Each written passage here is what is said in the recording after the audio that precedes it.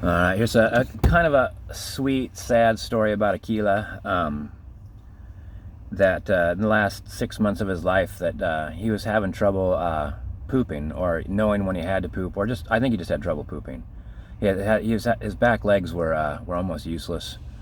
Um, so in the middle of the night, I'd hear him like struggling, and I'd come leaping up, and sometimes he's just trying to get comfortable.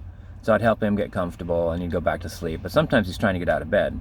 So I'd lift him up by the hips because his front legs worked pretty good, and we try to make it to the front yard because the backyard you have to go down steps. It's too far, and so we go out to the front yard, and sometimes he'd make it, and sometimes he didn't.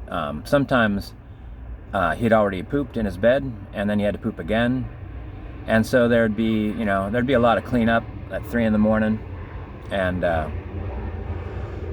so at first he was embarrassed, though I never made him feel bad about it, and I didn't feel bad about it. I just knew that it was part of aging. And but when he was younger, he was sick a lot, and that would make him poop. And I'd go, "Oh, Keela," and but then I realized that he couldn't help it. I mean, if he could help it, he'd do something about it.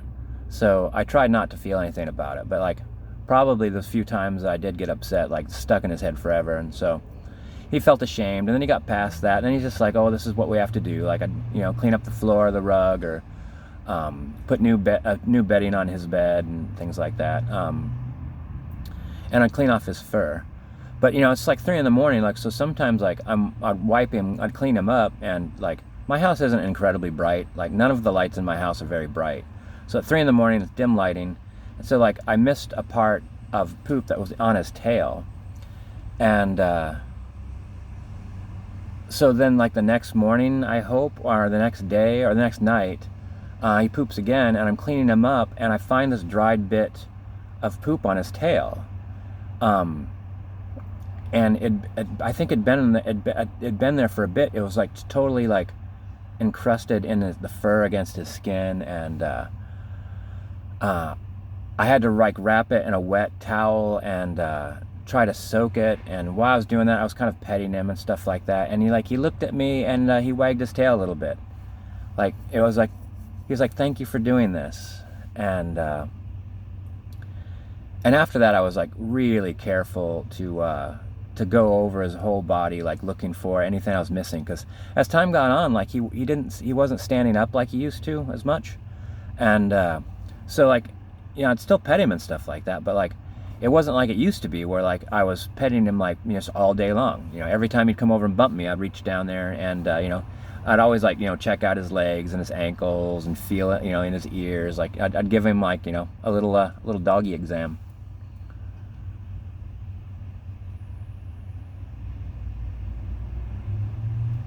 Oh, hot. Well, see, I got through that. That wasn't so bad. Part of what I was thinking about that story is because for the longest time I haven't been sleeping through the night, and I wake up, and I'd wake up during those times kind of like in a panic mode. You wake up from a dead sleep to moving real fast, and so I've been having this trouble where I wake up, and I get up, start doing my day, make some coffee, drinking coffee, and I just want to go back to bed. And Warbles, thank you for saying this, was saying just laying in bed isn't a bad thing, and so I thought, I'm going to try that. So I was going to try it this week, and what happens is I go back to sleep. So there's still sleep left in me. I haven't slept it all out. And this weekend I biked 40 miles, and I've been doing the best I can with exercise and being active, and I'm tired. And I haven't been sleeping good for a real long time. And so this week I've been getting an extra couple hours sleep every morning, and I feel better. I already feel a good change taking place, or at least an improvement. So yeah, I got a couple extra hours sleep this morning, which felt really good. Kind of means that I wake up right before I have to go to work, which is kind of a shame, but it's going to be worth it. Yeah. So coming up on another weekend, another 3-day weekend. So I'm going to do more cycling. I'll reach the 100-mile mark on my electric bike. which will be fun. And yeah, I don't really have anything to do. I got some projects that I could do. So yeah, doing better.